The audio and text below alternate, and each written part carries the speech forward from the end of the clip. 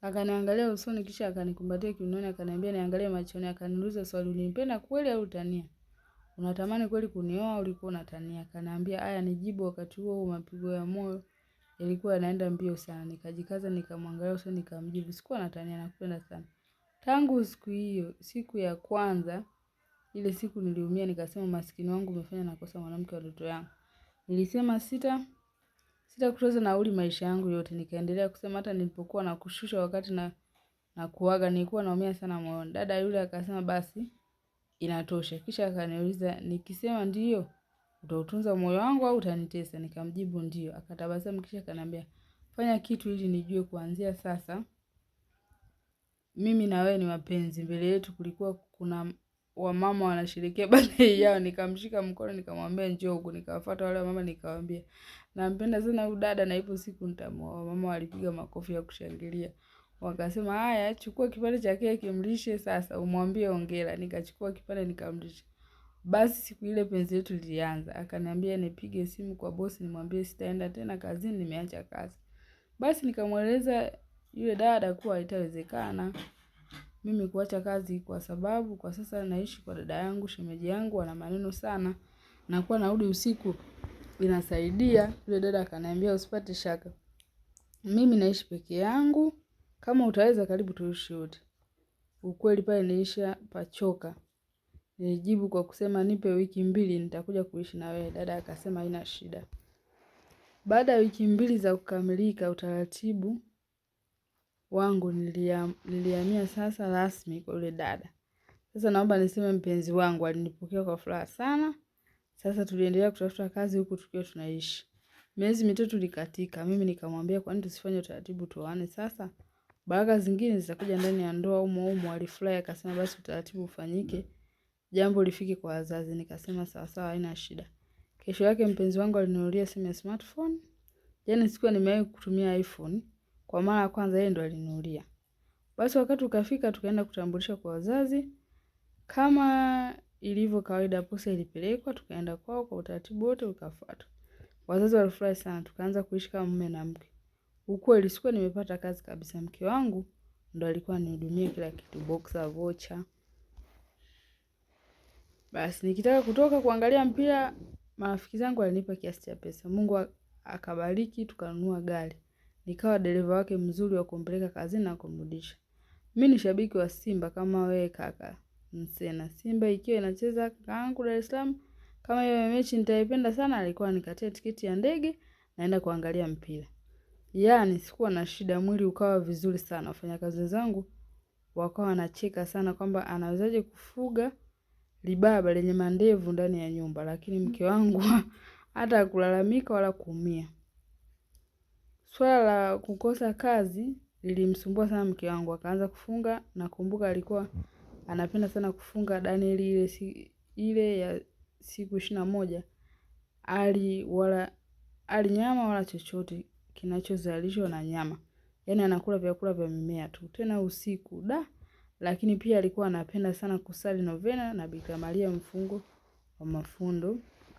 Alikuwa anasali sana tangu tuoane. Sasa ni mwaka umepita sikuwa na kazi. Siku moja usiku nikapitia tu kwenye email zangu.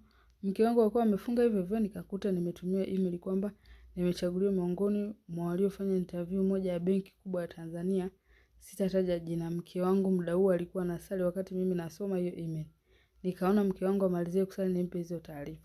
Mke wangu alipomaliza kusali nikamwambia nilikuwa nasubiri kwa hamu nikupe taarifa hii. Alikatisha akaniambia najua nilikuwa nasali, nimemshukuru Mungu pia kwa kupata kazi. Nikamuuliza umejuaje? Akanijibu kuwa kila sehemu alikuwa anaenda kufanya interview niliulizwa kwa marafiki zangu kama kuna watu wanafahamiana eneo hilo ili nipate connection. Akasema alibahatika sehemu chache na moja wapo ni hiyo ambao bosi wake kazini mdogo wake yupo huko makao makuu ya benki, hivyo anaomba msaidie. Nilimkumbatia mke wangu nikaanza kulia kwa furaha. Mke wangu akasema alishanipangia nguo kwenye begi lakini alishanikatia tiketi ya ndege ya asubuhi sana, hivyo kesho ataniacha airport yeye atarudi kuendelea na kazi. Mungu mwema kaka. Nilifika kazini na kuripoti. Nilifanyia orientation course. Baada ya wiki moja nikachukua barua yangu ya appointment, nikaenda nilipopangiwa kazi. Ilikuwa ni pale pale Dar es Salaam. Wenzangu wengine walipangiwa mikoa ya nje. Mimi niliumia sana kupangiwa mbali na mke wangu. Nilipompigia mke wangu aliniambia hapo hapo, tumeomba sana kazi, tumepata, tusichague.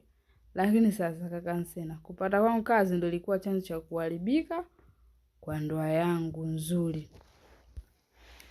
Anasema vijana wengi wa kiume na baba wa makamo, pia kulikuwa na mabinti wa makamo. Ofisini waliandaa tafrija ndogo ya kunikaribisha staff mpya. Nilikaribishwa vizuri sana, kusema kweli hiyo siku nilikunywa bia nyingi sana. Mimi nikajua zile bia nyingi ni kwa ajili ya hiyo, kumbe bwana kila siku jioni wakitoka kazini wanaenda wanakunywa, ndio wanaenda nyumbani. Siku iliyofuata bwana wakanialika kunywa. Sasa jamaa aliyekuja kuniambia, nikamueleza ngoja niombe ruhusa kwa wife, hapa si unajua mambo ya ndoa.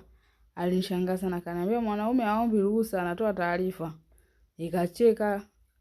Nikacheka ruhusa anatoa. Nikasema ila mimi utaratibu wangu na wife bwana, tangu mwanzo tumezoeshana, kila mtu kila sehemu anayoenda lazima atoe taarifa. Lakini kuna sehemu zingine lazima uombe mwenza wako, ana uwezo wa kukatalia au kukubalia. Jamaa alicheka akasema, "Da wewe jamaa, ugeni kwenye ndoa ukizoea utaacha." Nilimpigia simu mke wangu nikamwomba ruhusa. Mke wangu alisema haina shida, nenda, lakini wahi kurudi nyumbani. Pia kumbuka kwamba hapo ni Dar es Salaam, mambo ni mengi. Basi bwana kaka Nsena, tukatoka tukaenda sehemu nzuri, siwezi itaja ile. Nimefika hiyo sehemu ya kunywa, kwanza wahudumu kaka walikuwa mabinti wadogo wazuri. Hata kama wengine ni wakubwa lakini wazuri, wamevaa vinguo kaka. Yaani ukiwatazama mara moja tu lazima watazame tena. Mimi kusema kweli ndio ilikuwa mara yangu ya kwanza kuwa sehemu kama hii. Yaani mdada anakuja kukuuliza nikuongezee bia, kifua chake kinakugusa bega. Hata kama hutaki kuongeza unajikuta unasema niongezee.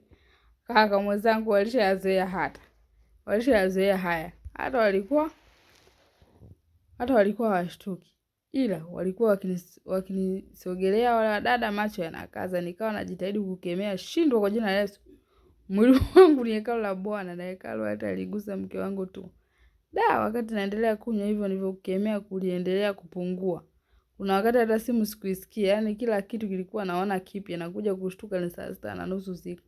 Nikajua labda saa yangu mbovu, nikaja kushtuka. Nauliza wenzangu wakanijibu saa 7 kasoro. Aise, na cheki simu mke wangu kanipigia mara 10 hivi. Niliumia sana, nikampigia akapokea hapo hapo. Inaonyesha simu alikuwa nayo mkononi, akaniambia kwa sauti ya pole, "Mume wangu mpenzi, bado hujarudi tu nyumbani?"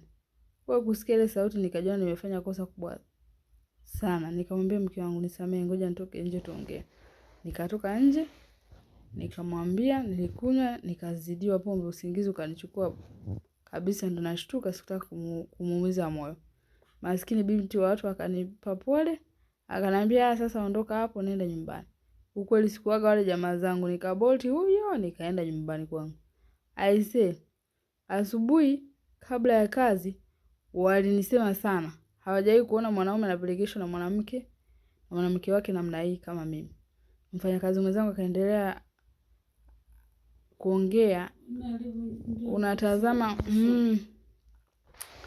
unatazama hapa ndani, isipokuwa huyu jamaa wote tumeoa, ila tupelekwi na wake zetu kama wewe. Jamaa akaendelea kuongea, kama mwanamke anakupenda kweli hata ruhusu utoke na marafiki zako, lakini pia mnapotoka ndo maadili makubwa mnayapata. Unatengeneza connection. Sasa wewe umetutoroka, wanaume wenzako na bili yako umetuachia sisi, tumelipa na tumekusamea, ila jitafakari. Basi wakati wanaendelea kuongea akaja mdada ambaye jana tulikuwa naye pia, akanisalimia kisha akaniambia anapenda sana ninavyonukia, kila akinitazama nasikia la. Nilicheka tu nikasema asante, kisha akaniambia jana mimi ndo nimekulipia bili yako. Wenzako wanakusema vibaya, wewe ni mfanyakazi hapa, alafu mgeni, usijitenge na rafiki zako. Ukipata matatizo wao ndo watakuwa kwanza kusaidia. Aisee, yale maneno yakawa kama ameniingia. Basi nikaanza kuwa natoka nao mara kwa mara, lakini kuanzia Ijumaa hadi Jumapili kila siku ni kutoka na kurudi saa 11. Kifupi Jumatatu ni hangover ya hatari sana. Sasa ikabidi ni balance mambo. Nikawa natoka kazini mapema, narudi nyumbani na kadi saa 2:30, Naongea na wife saa 3 namuaga nalala, tukiagana tu nazima data, navaa nguo naenda kujumuika na wafanyakazi wenzangu pamoja na marafiki zangu. Ikafika hatua sasa nikawa nisipotoka sijisikii amani. Ikawa sina siku ya kutoka, sasa ni kuanza Jumatatu tu Jumatatu. Hadi walionifundisha wakagundua ikawa imepita miezi 3. Ukweli mawasiliano na mke wangu yakawa yanakuwa hafifu sana. Alikuwa analalamika sana juu ya hili swala. Nikaanza kuwa mkali. Akiniuliza naona ananiingilia utaratibu wangu binafsi. Akawa anakumbusha sisi ni wanandoa, ni wajibu wetu kukumbushana. Kumbe bwana, mwanaume ukibadilika tabia, wanawake huwa wanajua. Rafiki yangu na mke wangu alishajua nimebadilika tabia, sio yule aliyenitafutia kazi. Akaona atanipoteza, akaanza mchakato wa kuomba uhamisho. Sasa yeye anajuana na watu wengi kupitia watu, akanifanikisha kupokea uhamisho. Akanipigia simu kwamba umepata uhamisho, anakuja Dar es Salaam. Kwa kweli nilikuwa naona ni kero kwa yeye kutoka Mwanza kunifuata mimi Dar es Salaam. Nilijua kabisa tutagombana tu kwa sababu atanibana mambo yangu. Sitakuwa huru. Nilijifanya nimefurahi yeye kuja kumkaribisha kwa furaha sana. Siku ikafika nikampokea kweli mke wangu. Nikamleta nilipokuwa naishi kutokana na ubizi ndani ya miezi 3. Hatukuwa tumeonana. Yeye kazini alikuwa amekaimu cheo cha mkuu wa idara ya kisasa, ilikuwa inambidi kazini hadi Jumapili aingie. Hadi mke wangu aliponiona nilijua kabisa huyu ananihitaji sana kimwili. Kweli mimi nilikuwa nishatumika sana. Nilikuwa nishatumika sana karibu kila siku ya Mungu, kwani hata nilikuwa sina hizo nguvu, hamna kitu. Sasa kila tukitoka kuoga, yani hamna kitu, naendelea mke wangu ananiuliza kulikoni? Sikuwa na majibu. Nilipambana sikuwa na majibu kabisa. Sasa ngoja niseme ukweli tu kipi kilitokea. Pale ofisini yule mdada ambaye alinilipia bili siku ya kwanza, nilitoka naye ndo akawa mpenzi wangu. Sasa pika pakua ofisi nzima ikawa najua. Kumbe yule dada sijui alinifanyia nini. Yaani nikiwa kwake mambo safi, nikienda kwa mke wangu hola, yani hola binivu. Sasa pale wife ikawa ugomvi, akaniambia ukua hivi, nieleze kuna nini? Ni mwanamke gani uliye naye hadi kufika hatua unihitaji tena? Sasa nikaona ananifukia sasa. Mbona nikasema wafanyakazi wenzangu walisema ukimpa sana uhuru mwanamke atakupanda kichwani siku moja. Unaona?